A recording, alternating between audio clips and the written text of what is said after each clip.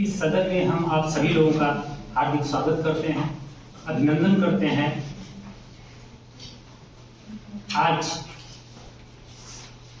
नवंबर 2022 के इस मंथ में हम अपने स्टूडेंट्स का, अपने रिसर्च स्कॉलर का प्री सबमिशन प्रेजेंटेशन करवाने के लिए आप लोगों को यहाँ एकत्रित किए हैं।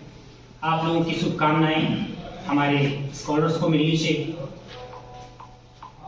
जैसे गुरु को ये मालूम होता है कि उसके शिष्य में कितनी क्षमता है, वैसे ही मालूम होता है जैसे सागर को मालूम है कि ये बूंद में कितना पानी। तो आज यहाँ पर उपस्थित आप सभी लोग हमारे रिसर्च स्कॉलर का प्रेजेंटेशन देखें, उनको मोटिवेट करें, उनको इंकरेज करें।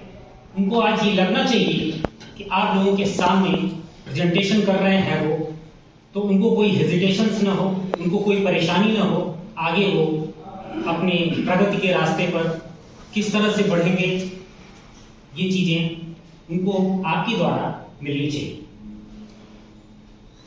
कल शाम की ये बात है कि हमारे ऑफिस में हमारे सीईओ सर आए थे। उन्होंने कहा हमसे कि जब भी कुछ लोग एकत्रित होते हैं तो आपकी तरफ से थोड़ा मैसेज भी कुछ मिल जाना चाहिए। तो हमने कहा कि हम तो बहुत कम शब्दों में प्रयोग करते हैं। तो बोले उन कम शब्दों में भी आप अपनी बात कह लीजिएगा।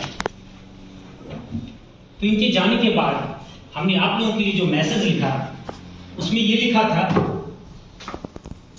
कि फर्ज का एहसास होना चाहिए, कर्म अपने साथ होना चाहिए, कामयाबी चूमेगी हर कदम, विश्वास अपने पास होना चाहिए।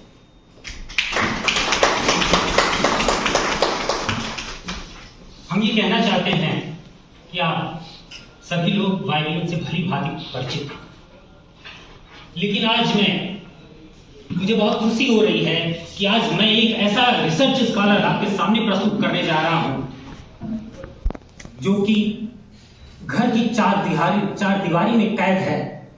उसकी क्षमता को आपके सामने आज प्रस्तुत करने के लिए मैंने अपनी क्षमता का प्रयोग किया और उस घर में रहने वाली स्कॉलर्स को मैंने बाहर निकाला। उसका आप प्रेजेंटेशन देखें तो उसके लिए मैंने ये सिर्फ कहा है अभी कि अभी ना पूछो मेरी मंजिल है कहाँ, अभी तो मैंने सफर का इरादा किया है, ना हारेंगे हौसला कभी, ये मैंने अपने आप से वादा किया है। इन्हीं शब्दों के साथ मैं अपने रिसर्च स्कॉलर सरिता जी को आमंत्रित करता हूं कि वो यहाँ पर आएं और अपना प्रेजेंटेशन आपके सामने प्रस्तुत करें। आप सभी लोगों के साथ हमारी भी शुभकामनाएं उनको आगे बढ़ने के लिए प्रेरित करें। धन्यवाद।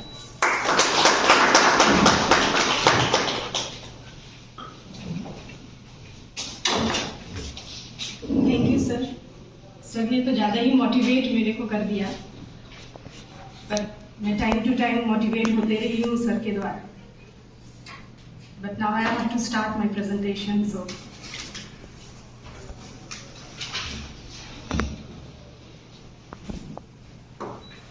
a very good morning to my guide, Dr. S.P. Yadav sir, all internal members of Research Committee, PhD pre-submission presentation November 2020, and all the members of YBN University. Once again, a very good morning to all of you. Myself, Sarita, research scholar. Enrollment number 190700680, Department of Education. On the occasion of this PhD pre-submission presentation, I would like to thank YBN University for giving me this wonderful opportunity to speak on PhD pre-submission presentation, November 2022. Second slide, sir. And this in my first slide, I just want to highlight all these points. That is background of study, need and importance of study, which is very important for our research. After that, I will statement of the problem, then objective of my study, then hypothesis. In my study, I have used 4 hypotheses. After that, I will discuss all key concept and term used in my research paper. After that, academic performance, I focus on academic performance. socioeconomic status, cognitive behavior therapy, and delimitation of this study. Second slide. As we know, India is a developing country and need more attention on education system of our country.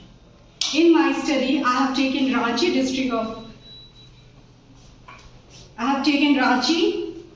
of Jharkhand state.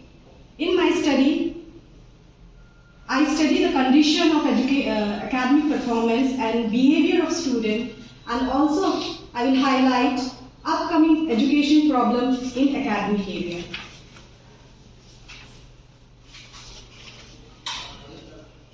We talk about background, then in 1978, Doon and Doon, Cole 1981, Brown 1985, Kabaddi 1988, Ginter 1990, have thrown much light in the area of academic performance and cognitive behavior therapy, and have found that it is potential on the influence student academic and behavior. Next slide, sir. Now I will discuss need and importance of the study. There is several factors and may lead to academic stress in the student. As we know, student के life में बहुत सारे stress होते हैं. ये मैंने भी झेला है और आप अच्छी तरह से इस चीज को समझ सकते हैं कि स्टूडेंट के लाइफ में एकेडमिक स्ट्रेस बहुत ही ज़्यादा रहता है. They are suffering due to crisis of money. उनकी उतनी ज़्यादा environment जो है सोशियो इकोनॉमिक स्टेटस उतनी अच्छी नहीं रहती है, तो स्टूडेंट स्ट्रेस में चले जाते हैं कि मैं पढ़ाई कैसे करूं, किस तरह करूं. पर हाई सोशियो स्टेटस के जो स्टूडेंट रहते हैं, they are very happy and doing their best, because उसे फाइनेंशियल कंडीशन बहुत ही अच्छी रहती है और they are doing better than the student who are not in good condition. Their socioeconomic condition is not good. As we know, number of changes rapidly growing during this age group of high school student. The individual may experience stress, adjustment problem, anxiety, and depression. So, by the help of this study, it may change the scenario of academic performance and behavior of the group. मैंने अभी कुछ दिन पहले Abhiram college of education that is in Lohardaga district, वहाँ पे मैंने देखा कि जो नेशनल एजुकेशन पॉलिसी पे सेमिनार चल रहा था, तो उसमें ये बोला गया कि जो बच्चे लोग का स्ट्रेस है वो बहुत ज़्यादा है. तो by the help of this national education policy जो 2020 आया है, इसमें स्ट्रेस को थोड़ा कम लाने के लिए बहुत सारी चीज इसमें इम्प्लीमेंट होने हैं. तो लेट्स सी ये इम्प्लीमेंट हो तो हमारी सोसाइटी के लिए बहुत ही अच्छा रहेगा और एकेडमिक परफॉर्मेंस पे भी ये बहुत अच्छी तरह से वर्क करे.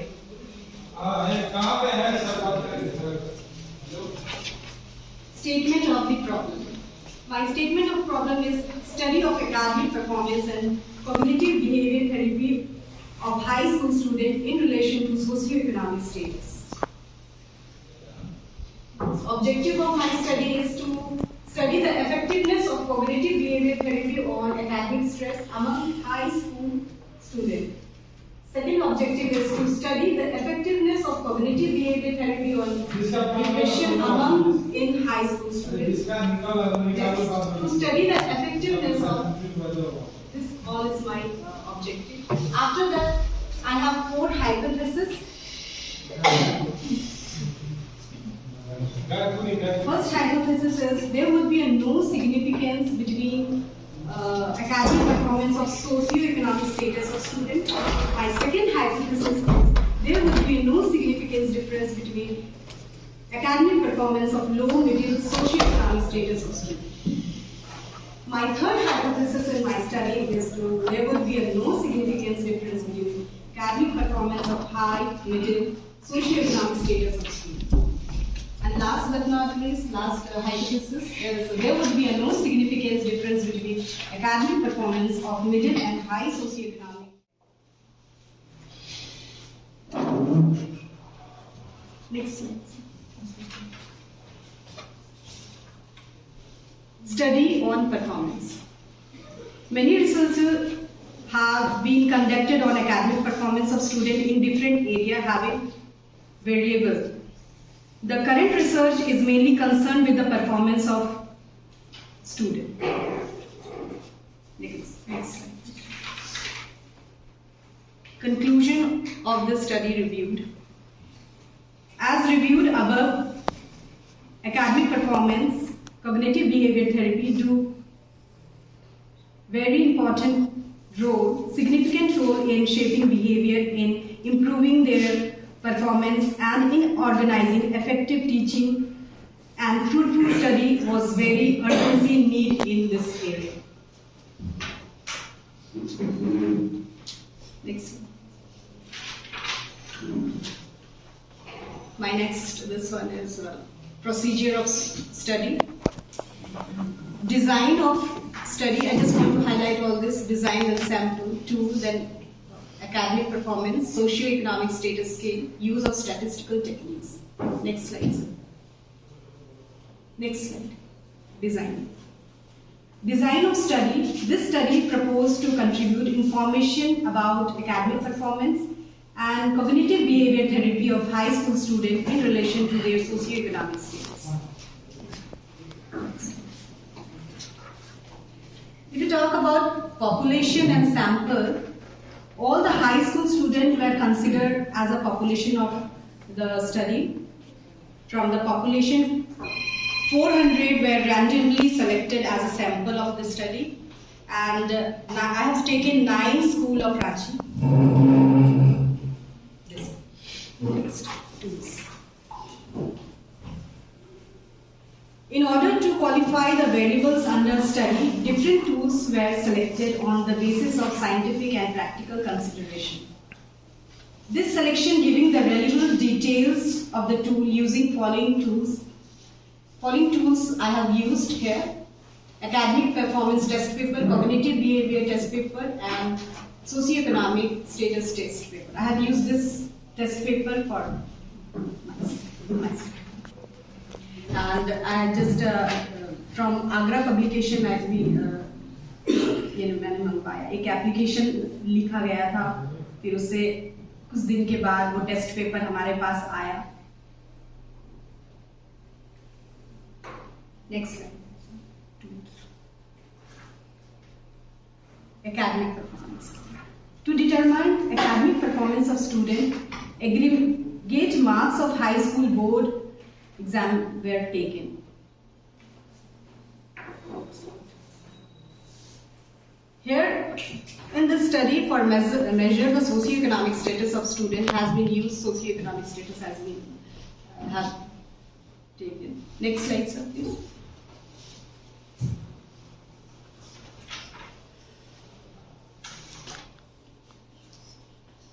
I have used some statistical techniques, which is very important part of our research. I have used chi-square test, which is applied only in discrete data. Discrete variables are those which express in counting. This test is based upon the concept of individual ideas.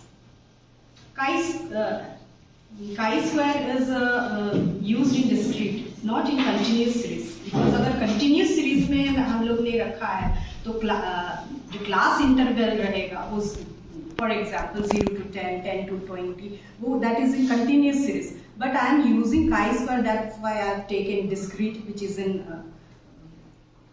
variable, one variable.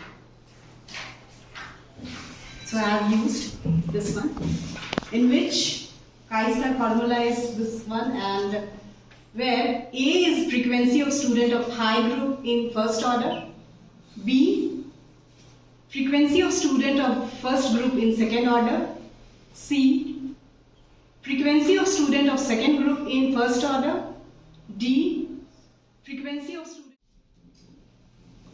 इस presentation को आगे बढ़ाने के लिए आप लोगों के सामने आज सुबह की बात है, हमारे तकरीबन 5:30 पे हमें डॉक्टर कमलकांत पात्रा जी ने इनवाइट किया कि थोड़ी देर आइए सर, प्रकृति का आनंद लेते हैं। इनसे जब हमारी बात हुई तो इन्होंने कहा कि लोग कमेंट बहुत करते हैं। हमने कहा तो क्या होगा, अगर कोई चीज हमारे पक्ष में होती है, मैं अपने स्टूडेंट से भी ये कहना चाहता हूं कि अगर हमारे पक्ष में कोई चीज हो रही है तो अच्छी बात है, लेकिन अगर हमारे पक्ष में नहीं हो रही है तो और भी अच्छी बात है, मुझे इतना स्ट्रांग बनाएगा। तो डॉक्टर कमल जी ने मुझे कहा कि यहाँ पे बड़ी साजिशें होती हैं हमारे एजुकेशन में, क्योंकि बैठते हम यहाँ हैं, इम्प्लीमेंटेशन हम यहाँ करते हैं, सदन में अगर पॉलिसी बनती है तो वहाँ ऐसे लोग बनते हैं कि केवल सिर्फ और सिर्फ सुराख करते हैं। तो मैंने आज सुबह ही लिखा कि जो दुनिया में सुनाई दे उसे कहते हैं खामोशी, जो आंखों में दिखाई दे उसे तूफान कहते हैं। जो ये दीवार का सुराख है, जो लोग सुराख कर रहे हैं, जो ये दीवार का सुराख है, सभी लोगों के जो साजिशों का हिस्सा है, इसे हम अपने घर का रोशनदान कहते हैं।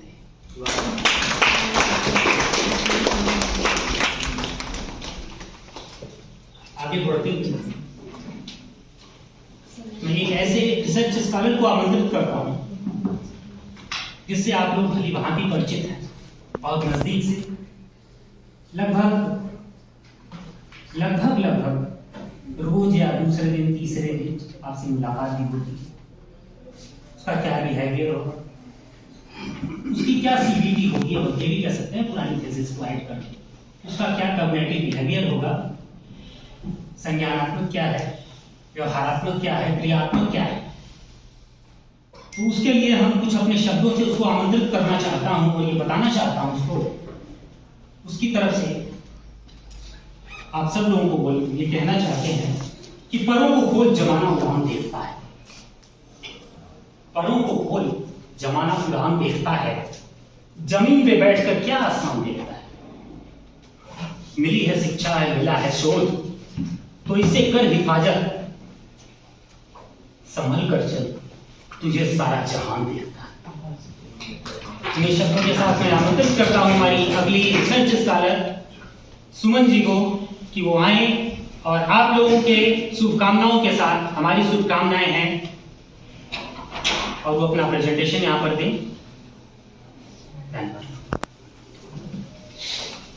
उड़ान को साकार कराने हेतु हमारे हमेशा तत्पर रहने वाले मार्गदर्शक गुरु डॉक्टर एसपी यादव सर जी के चरणों में चरण स्पर्श एवं शुभ वंदन।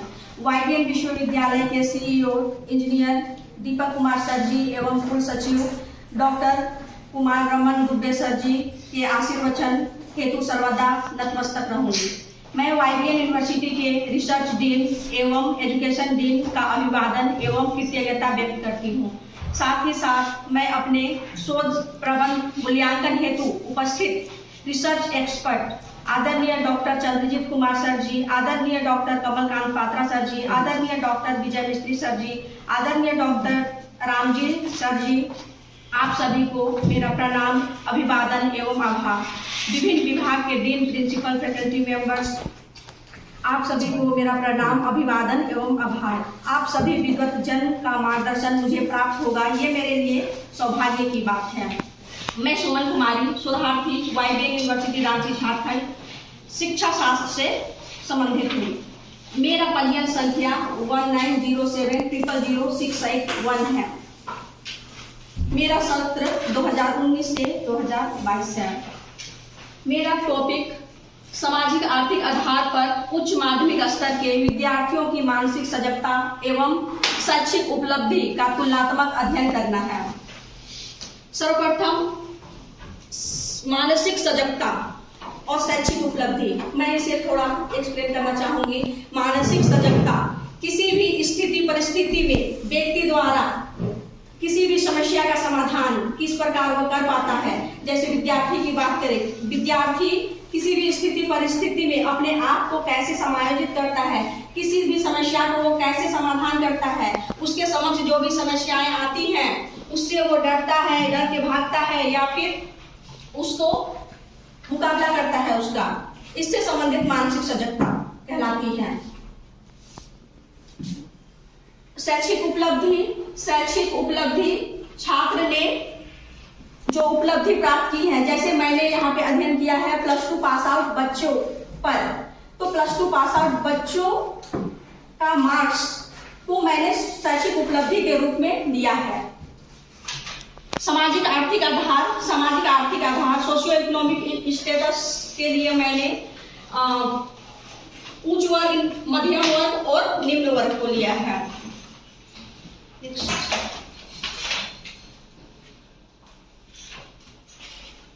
मेरे थीसिस में कुल 5 अध्याय हैं, प्रथम, द्वितीय, तृतीय, चतुर्थ और पंचम। सर्वप्रथम प्रथम अध्याय मैंने जो लिया है वो अध्ययन की पृष्ठभूमि है। अध्ययन की पृष्ठभूमि में मैंने प्रस्तावना, अध्ययन की आवश्यकता, अध्ययन का उद्देश्य, अध्ययन की परिकल्पना, समस्या कथन, तकनीकी शब्दों की व्याख्या एवं अध्ययन का सीमांकन किया है। नेक्स्ट।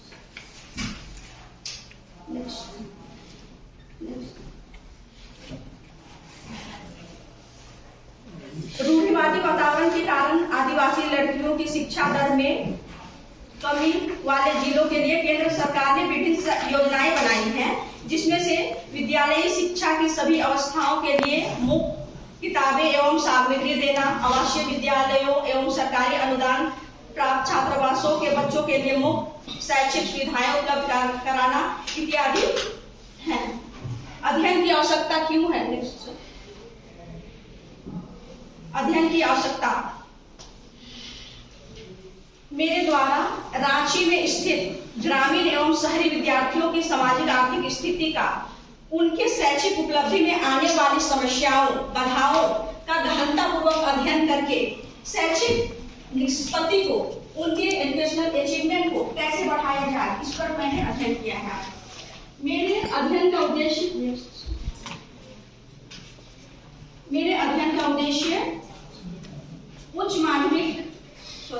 उच्च सामाजिक आर्थिक आधार पर उच्च माध्यमिक स्तर के विद्यार्थियों की मानसिक सजगता का अध्ययन करना, उसी प्रकार से निम्न सामाजिक आर्थिक स्तर के विद्यार्थियों की मानसिक सजगता का अध्ययन करना, मध्यम का उपलब्धि, तीनों लेवल का उच्च, मध्यम और निम्न का शैक्षिक उपलब्धि का अध्ययन करना, ये अलग अलग पॉइंट्स मैंने निर्धारित किए हैं। अध्ययन की परिकल्पना, उद्देश्य के आधार पर मैंने परिकल्पना का निर्माण किया है, जिसमें पहली परिकल्पना मेरी सुनी परिकल्पना है कि उच्च माध्यमिक स्तर के उच्च एवं निम्न वर्ग के विद्यार्थियों की मानसिक सजगता में कोई सार्थक अंतर नहीं होता है। मैंने पूर्व साहित्य का अध्ययन किया, उसमें रिजल्ट जो मेरा आया था उसमें यह कहा गया था कि सामाजिक आर्थिक स्थिति का प्रभाव छात्रों की उपलब्धि पर पड़ता है। तो मैंने इसलिए इस टॉपिक का चयन किया कि क्या सच में सामाजिक आर्थिक स्तर का प्रभाव पड़ता है। इसका कंक्लूजन मैंने आगे निकाला है। मेरा दूसरा हाइपोथेसिस उच्च माध्यमिक स्तर के उच्च वर्ग एवं निम्न वर्ग के विद्यार्थियों के शैक्षिक उपलब्धि में सार्थक अंतर नहीं है। तीसरा मैंने हाइपोथेसिस बनाया है उच्च माध्यमिक स्तर के उच्च वर्ग एवं मध्यम वर्ग के विद्यार्थियों की मानसिक सजगता में कोई सार्थक अंतर नहीं है। चौथा मेरा हाइपोथेसिस है उच्च माध्यमिक स्तर के उच्च एवं मध्यम वर्ग के विद्यार्थियों के शैक्षिक उपलब्धि में कोई सार्थक अंतर नहीं है।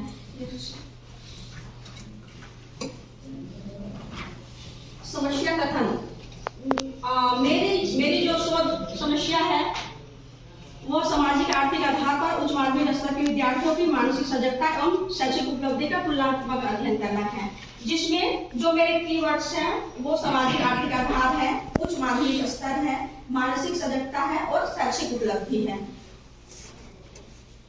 नेक्स्ट, अध्ययन का सीमांकन। अध्ययन के सीमांकन हेतु मैंने झारखंड राज्य के रांची जिला का चयन किया है, जिसमें प्रस्तुत शोध अध्ययन रांची जिला के सरकारी विश्वविद्यालय के अंतर्गत आने वाले महाविद्यालय का चयन किया है। मेरा टॉपिक है उच्च माध्यमिक स्तर पर, लेकिन मैंने महाविद्यालय के विद्यार्थियों का चयन लिया है। ये इसलिए लिया है क्योंकि मैं छात्र की शैक्षिक उपलब्धि को जानना चाह रही हूँ, और छात्र की शैक्षिक उपलब्धि प्लस टू पास आउट बच्चों पर, तो प्लस टू पास आउट बच्चे पास आउट कर चुके हैं, तो वो मुझे घर घर जाना और डाटा कलेक्ट करना, मेरा सैंपल साइज 250 का है, तो जाना मेरे लिए पॉसिबल नहीं लग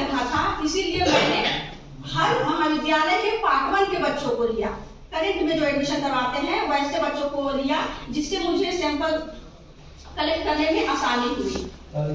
हाँ आप दिखा रहे हैं उच्च माध्यमिक स्तर के विद्यार्थियों का, और आप सीधा जो मेरा निष्कर्ष निकला था वह है माता पिता का व्यवसाय उनके बच्चों की प्रेरणा में किसी सीमा तक संबंधित रखता है।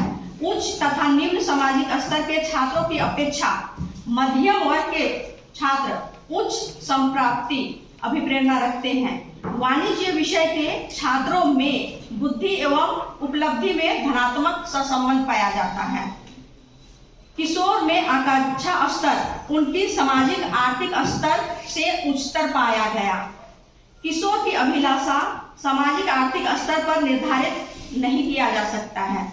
यह मेरे शोध अध्ययन का निष्कर्ष निकला था। यह मेरा विद्यार्थियों में उत्तेजना का स्तर उच्च होना, उपलब्धि एवं व्यावसायिक आकांक्षाओं में सार्थक अंतर पाया गया था। संबंधित साहित्य का अध्ययन मैंने जो किया उसके पश्चात मैंने अपना जो अध्ययन समीक्षा, मैंने अपनी जो समीक्षा प्रस्तुत की वो है माता पिता का व्यवसाय।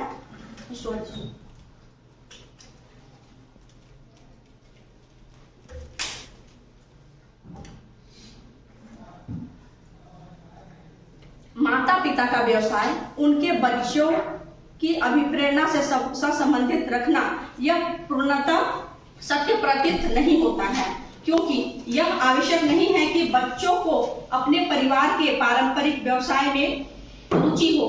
उनके द्वारा दबाव से चुना गया व्यवसाय उनके जीवन के उद्देश्यों एवं लक्ष्यों को प्रभावित कर सकती है। नेक्स्ट, उच्च एवं निम्न सामाजिक स्तर के उच्च एवं निम्न संप्राप्ति उनकी आर्थिक संपन्नता के कारण नहीं वरन परिवार एवं स्कूल का वातावरण निर्भर करता है। मैं यह अपने तरफ से यह कहना चाहूंगी कि सामाजिक आर्थिक आधार बच्चे की उपलब्धि को प्रभावित नहीं करती है, बल्कि बच्चे को जैसा वातावरण मिल रहा है। परिवार अगर शिक्षित है, उनकी इनकम कम भी है लेकिन परिवार शिक्षित है, तो बच्चे को अगर वो अभिप्रेरित करते हैं तो उनकी उपलब्धि बढ़ सकती है।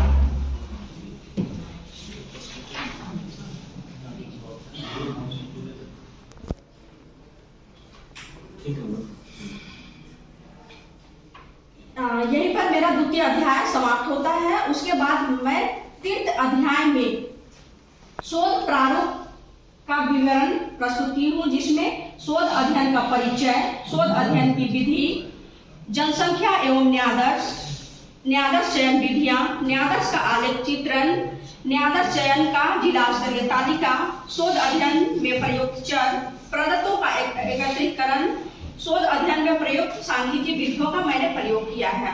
किशोर बालक बालिकाओं की तुलना में उच्च वर्गीय किशोर बालक बालिकाओं की मानसिक सजगता अधिक पाई गई, जिसका प्रमुख कारण पारिवारिक वातावरण का सकारात्मक होना है। उच्च वर्ग के विद्यार्थियों की तुलना में मध्यम वर्ग परिवार के विद्यार्थियों की शैक्षिक उपलब्धि उच्चतम पाई गई एवं मध्यम वर्गीय परिवार के किशोर बालक बालिकाओं पर शैक्षिक उपलब्धि का मात्रात्मक रूप से उच्चतम पाया गया।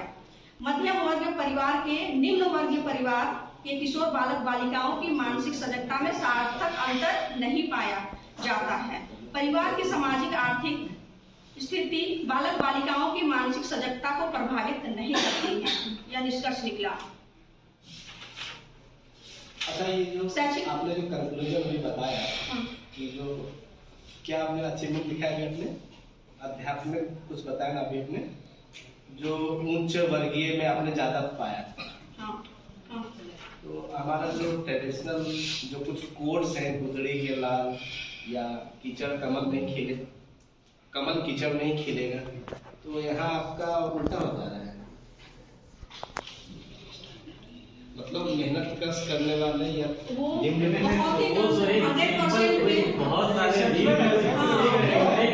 वो सब तो बहुत सारे धी में कोई एक निकल गया तो उसके लिए लोग बोल देते वैसा, बट क्लास में करने में तो नहीं आएगा। चाइल्ड सर वो बच्चे कुछ ग्राफ वगैरह बनाएंगे आप? जी सर, यहाँ मेरे साथ नहीं किया सर ग्राम।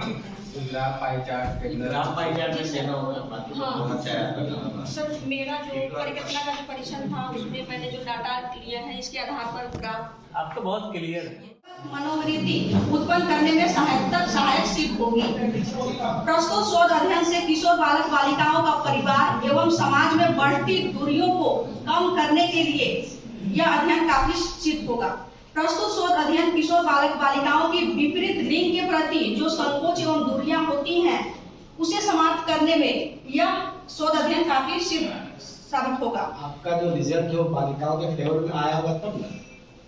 वो दोनों शामिल हैं। दोनों शामिल। ये बहुत परफेक्ट चीज बताई, जो भी बता रहे हैं बहुत परफेक्ट चीज है। ठीक है। प्रस्तुत शोध अध्ययन में शिक्षक एवं छात्र के बीच घनिष्ठ संबंध कैसे स्थापित किया जा सकता है, इसके लिए ये शोध अध्ययन काफी सहायक सिद्ध होगा। प्रस्तुत शोध अध्ययन में अभिभावकों का अपने बच्चों से बढ़ती दूरियों को कैसे कम किया जा सकता है, इस पर सहायक सिद्ध होगा। बहुत बढ़िया। मेरे द्वारा जो सुझाव दिए गए हैं शोध अध्ययन के, उसमें प्रस्तुत शोध अध्ययन के अतिरिक्त किशोर बालक बालिकाओं की पठन रुचि एवं मनोविकास संबंधी चरों का अध्ययन किया जा सकता है। मैंने जो अध्ययन किया उसके बाद मेरे बाद वाले जो अध्ययन करेंगे उनके लिए मैंने क्या सुझाव दिया है वो मैंने इसमें इंक्लूड किया है। ग्रामीण एवं शहरी छात्रों के विद्यार्थियों की जीवन शैली एवं छात्रों की उपलब्धि पर प्रभाव संबंधी चरों पर अध्ययन किया जा सकता है। ऐसे बहुत सारे बिंदु हैं सर जिसमें मैंने अपना सजेशन प्रदान किया है। लास्ट में मैंने संदर्भ ग्रंथ सूची रखी है। जिन भी पुस्तकों से, जर्नल से, वेबसाइट से मैंने अध्ययन किया है उसका उल्लेख मैंने इसमें किया है। नेक्स्ट शोध प्रकाशन सूची।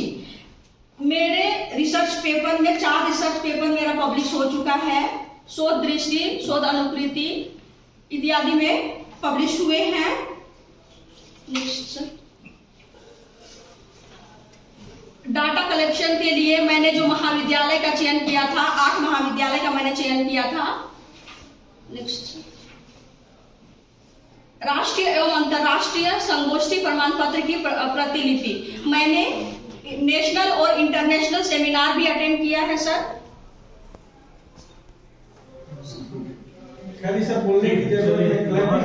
बहुत बढ़िया है। थोड़ा सा वो जो क्या बोलते हैं रिजल्ट का जो कैलकुलेशन का जो डायग्राम है ना वो आप चार्ट दिखा दीजिए। ओवरऑल बहुत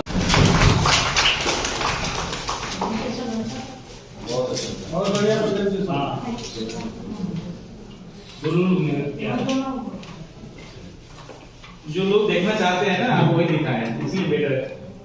हमारे अति उनका कोई स्थायित्व नहीं था। फिर भी हम अपने मन की बात कहने के लिए उन्हीं ध्वनियों का सहारा लेते हैं। भाषा और शब्दों की अपनी मर्यादा होती है,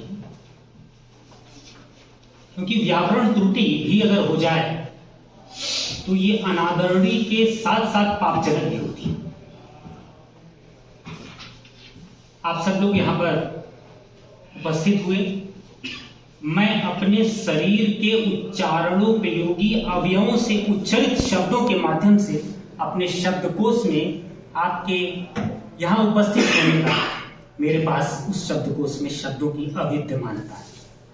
फिर भी हम अपने शब्दों से आप सभी लोगों का आभार प्रकट करते हैं कि आपने अपना अमूल्य समय दिया, क्योंकि समयाभाव के कारण मैं प्रत्येक व्यक्तियों का आभार नहीं प्रकट कर पा रहा हूं, इसके लिए मैं क्षमा चाहता हूं आपसे। और सभी लोगों ने अपना अमूल्य समय दिया, हमारे स्टूडेंट्स को, हमारे स्कॉलर्स को आपने निर्देशित किया। मैंने पहले भी बोला कि आप सभी लोग विषय विशेषज्ञ हैं और मुझे यहाँ पर अपने स्टूडेंट्स के इस कार्य का शुद्धिकरण कराने की आवश्यकता होगी।